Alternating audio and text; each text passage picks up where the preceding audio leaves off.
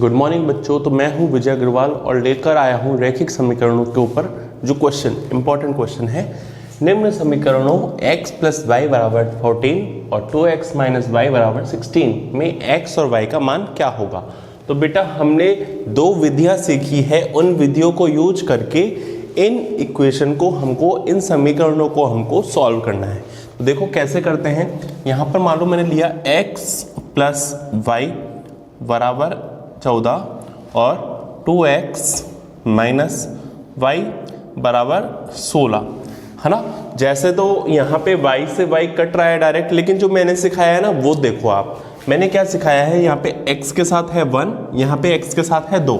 ये जो 1 है इसको कर दो इससे गुणा, और जो 2 है उसको कर दो इससे गुणा। ये बेटा क्यों सिखा रहा हूं, क्योंकि आपको सभी क्वेश्चनों में एक ही चीज करनी है। एक चीज करने से क्या है, हमारे क्वेश्चन सही होने के चांसेस जो है वो सही हो जाएंगे। तो मैं 2 से गुणा कर रहा हूं, तो पूरी इक्वेशन को, पूरी समीकरण को 2 से गुणा करने पर 2x प्लस 2y बराबर 28, 1 से किया 2x माइनस वाई बराबर 16। अब यहाँ पे देखिए 2x और 2x है, 2x और 2x को मैंने जोड़ दिया तो ये हो जाएगा 4x, लेकिन मुझे जोड़ना नहीं है, मुझे घटाना है। यहाँ पे मैंने साइन चेंज किया, माइनस, ये हो जाएगा प्लस, ये हो जाएगा माइनस।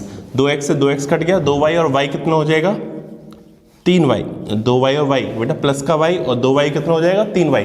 28 में से 16 गया, 28 में से 16 गया तो कितना बचा 12। तो y की वैल्यू आ जाएगी 12/3, y की वैल्यू आ गई 4।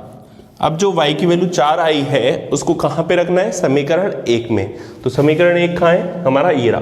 तो x प्लस वाई बराबर 14 इसमें रखते हैं। तो x प्लस वाई बराबर 14, इसमें हम y का मान रख देते हैं। तो x प्लस 4 बराबर 14, प्लस का 4 उधर जाके माइनस का हो जाएगा, ये हो जाएगा 14 माइनस 4। तो x बराबर कितना हो जाएगा 10। यहां से हमारा x का मान निकल गया और y का मान निकल गया। समझ में आया। बढ़ते हैं सेकंड क्वेश्चन की तरफ। तो दूसरा क्वेश्चन है, यदि 2x प्लस 3y बराबर 31 तथा 7x बराबर 5y हो तो 2y माइनस x का मान क्या होगा। तो बेटा हमारे पास समीकरण है, हमारे पास समीकरण क्या है, 2x प्लस 3y बराबर 31। समझ में आया। अब यहाँ पे 7x तो 7x है, लेकिन जो 5y है वो उधर आके क्या हो जाएगा माइनस का। तो यहाँ पे माइनस का 5y, क्योंकि हमको y के नीचे y जमाना है और x के नीचे x जमाना है। अब सामने कुछ नहीं बचेगा, तो सामने क्या बचेगा, इक्वल्स टू 0। अब मैंने क्या सिखाया है, x के साथ यहाँ पे 2 है तो इसको नीचे वाले को 2 से गुणा कर दो। यहाँ पे x के साथ 7 है तो ऊपर वाले को 7 से गुणा कर दो। करे 7 दूनी 14 प्लस 7 या 21y, 21y और 7 को इससे किया, 7 एकम 7, 7 21, 2 से किया 14x माइनस का 10y बराबर 0। समझ में आया यहाँ पे। अब हम साइन चेंज करेंगे, माइनस प्लस माइनस, ठीक है। 14 से 14 कट गया, 21 और 10 कितना हो गया 31y, 31y और ये हो गया आपका 217। 31 का डिवाइड दूंगा, ठीक है। कितनी बार चल जाएगा बेटा 7 बार। तो y बराबर हो गया आपका 7। y का मान आ गया 7। अब y का मान आपका अपना रखेंगे फर्स्ट इक्वेशन में, इक्वेशन फर्स्ट में या फिर समीकरण 1 में। तो 2x प्लस का 3y बराबर 31 था। यहाँ पे y की वैल्यू जैसे मैंने 7 रखी, रखो 2x प्लस 3 गुणा 7 बराबर 31। ये हो गया 7 21, 21 उधर जाएगा, 31 में से 21 गया तो 10। तो 2x बराबर 10।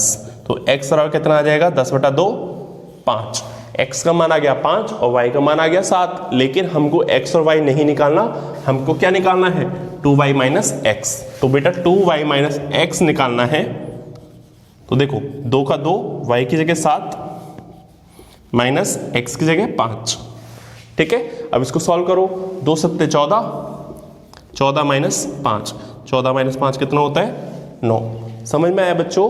बढ़ते हैं थर्ड क्वेश्चन की तरफ। बेटा थर्ड क्वेश्चन है, k के किस मान के लिए समीकरण युग्म kx प्लस 2y बराबर 5 और 3x प्लस y बराबर 1 का अद्वितीय हल होगा। तो अगर मैं इनको एक साथ लिख दूं, kx प्लस 2y बराबर 5 और 3x प्लस y बराबर 1। मुझे a1 b1 c1 और a2 b2 c2 निकालना पड़ेगा। a1 कितना है बेटा k, b1 कितना है 2 और c1 कितना है 5। अगर आपने थ्योरी नहीं पढ़ी तो a1 क्या होता है, पहली लाइन में x का गुणांक, दूसरी लाइन में y का गुणांक, मतलब पहली लाइन में y का गुणांक और जो अचर राशि होती है वो हमारा c1 होता है। इसी तरह a2 3, b2 ये हो जाएगा 1, c2 हो जाएगा आपका 1। अगर मुझे अद्वितीय हल चाहिए तो अद्वितीय हल का होता है a1 upon a2 is not equal to b1 upon b2। यहाँ पे अगर मैं वैल्यू रखता हूँ, मान रखता हूँ, तो a1 का मान है k upon 3 not equal to 2 upon 1। अगर वज्र गुणा कर रहा हूँ तो 1 को k से किया k नॉट इक्वल्स टू 2 को 3 से किया 6, तो k का मान 6 नहीं होगा, k का मान 6 नहीं होगा। बढ़ते हैं अगले सवाल की तरफ। तो बेटा फोर्थ क्वेश्चन है हमारा, k के किस मान के लिए समीकरण 4x प्लस ky बराबर -8 और 2x प्लस 2y बराबर -2 का अद्वितीय हल होगा। तो बेटा अगर हम इसको लिख देते हैं 4x प्लस ky बराबर -8 और 2x प्लस 2y बराबर -2। वही a1 का मान अगर मैंने लिखा तो a1 का मान हो गया 4, b1 का मान हो गया k और c1 का मान हो गया -8। समझ में आया। अगर मैं a2 निकालूं तो a2 बराबर हो जाएगा 2, b2 बराबर हो जाएगा 2 और c2 बराबर हो जाएगा -2। अगर मैं a1 upon a2 not equals to b1 upon b2 लगाऊं, अब मैंने ये ऐसा क्यों लगाया, मैंने ये ऐसे लगाया क्योंकि अद्वितीय हल तो इसी कंडीशन में आता है। अब मैंने यहाँ पे अगर लगाया तो ये आ जाएगा 4/2 नॉट इक्वल्स टू k/2। ठीक है। अगर वज्र गुणा किया तो 2k नॉट इक्वल्स टू कितना आ जाएगा 8, 2k नॉट इक्वल्स टू कितना आ जाएगा 8, तो k नॉट इक्वल्स टू कितना आ जाएगा बेटा 4। यहां पर k नॉट इक्वल्स टू 4 आ गया। बढ़ते हैं नेक्स्ट क्वेश्चन की तरफ। तो बेटा नेक्स्ट क्वेश्चन है, k के किस मान के लिए 2x प्लस ky बराबर 11, 2x प्लस ky बराबर 11 और 5x माइनस 7y बराबर 5 का कोई हल नहीं है। आपको बेटा याद करना पड़ेगा कोई हल नहीं है किसका होता था, कोई हल नहीं होता था a1 बटा a2 बराबर b1 बटा b2 not equals to c1 upon c2, ये होता था, कोई हल नहीं है। यहाँ पे अगर मैं a1 का मान निकालूं तो a1 का मान है अपना 2, b1 का मान है k और c1 का मान है 11। अगर मैं a2 निकालूं तो a2 आपका है 5, b2 है आपका -7 और c2 है आपका 5। अगर मैं कंडीशन में लगाऊं तो ये हो जाएगा 2/5 बराबर k/-7 नॉट इक्वल्स टू 11/5। अब बेटा मुझे अगर k का मान निकालना है तो मैं नॉट इक्वल्स टू में कोई मतलब ध्यान नहीं रखूंगा। यहाँ पर अगर मुझे बराबर निकालना है तो यहाँ पे मैं बराबर वाली चीज़ में ध्यान दूंगा। तो मैंने यहाँ पे वज्र गुणा किया, 5 को k से किया 5k, -7 को 2 से किया -14।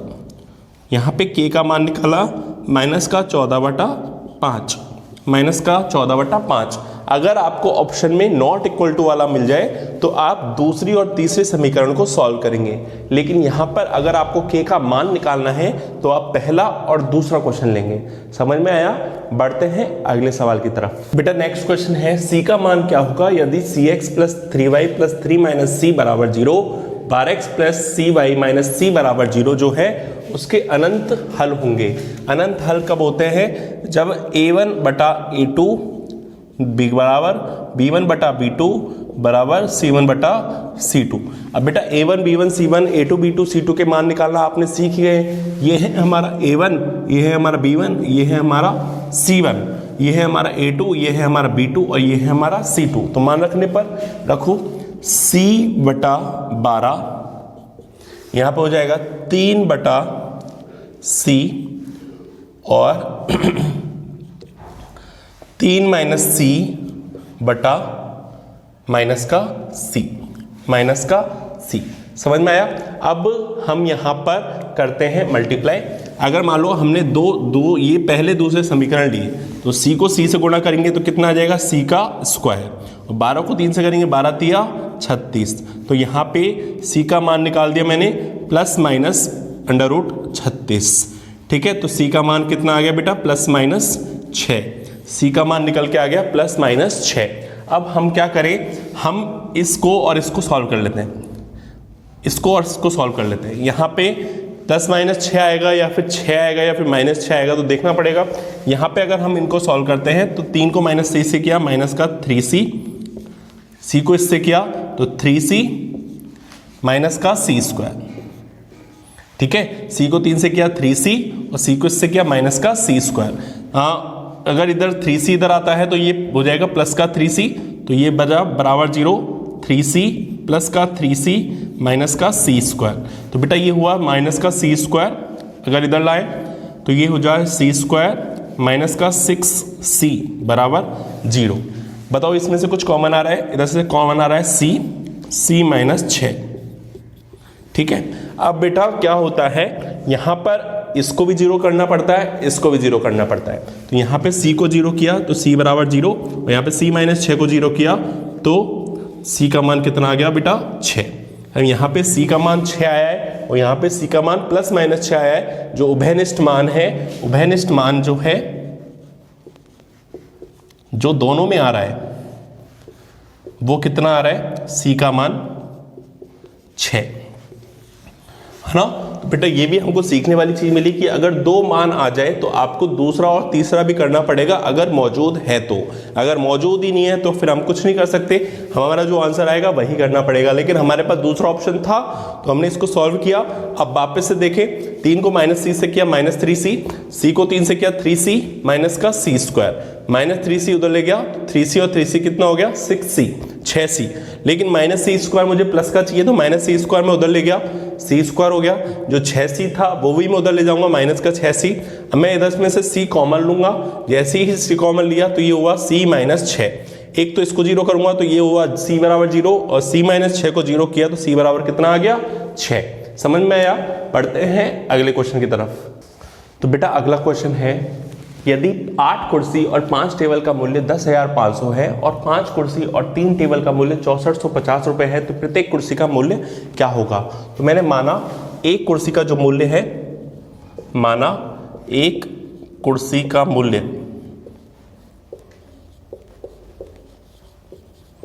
वो कितना है x रुपए, और एक टेबल का मूल्य वो कितना है y रुपए। ठीक है, एक कुर्सी का मूल्य है x और एक टेबल का जो मूल्य है वो है y। अब जो पहली इक्वेशन है वो है 8 कुर्सी और 5 टेबल, तो 8x प्लस 5y बराबर कितना दे रखा है 10,500। 10,500। और अगला है 5 कुर्सी तथा 3 टेबल, तो 5 कुर्सी तथा 3 टेबल इसका मूल्य जो है वो 6450 रुपए है। अब बेटा मैंने हर बार x का सिखाया है, एक बार y का सिखाता हूँ। मैंने y का अगर किया तो यहाँ पे y का कितना है 3, तो इसको 3 से गुणा कर दो, और इसका यहाँ पे 5 है तो इसको 5 से गुणा कर दो। बेटा तरीका वही है, पहले मैं x का सिखाता था, अब मैं y का कर सकता हूँ।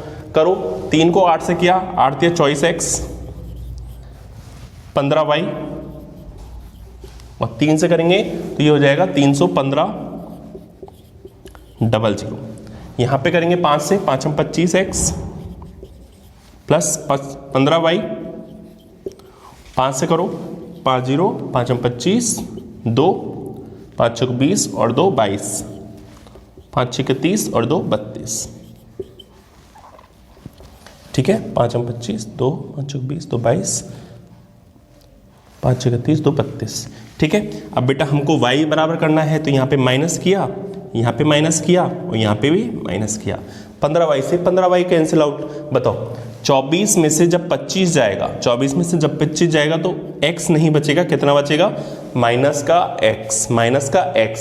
और आपको 32,250 में से 31,500 माइनस करना है। 32,250 में से 31,500 को माइनस करना है। तो जैसे ही आपने माइनस किया तो ये आया माइनस का 750 रुपये, माइनस का 750 रुपये। माइनस से माइनस कट, x और कितना आ गया 750 रुपये। x बराबर आ गया बेटा 750 रुपये। और x हमने क्या माना था, x माना था हमने एक कुर्सी का मूल्य। तो यहां पर देखो कुर्सी का मूल्य ही पूछ रहा है, तो हमसे जो आ गया वो आ गया कुर्सी का मूल्य।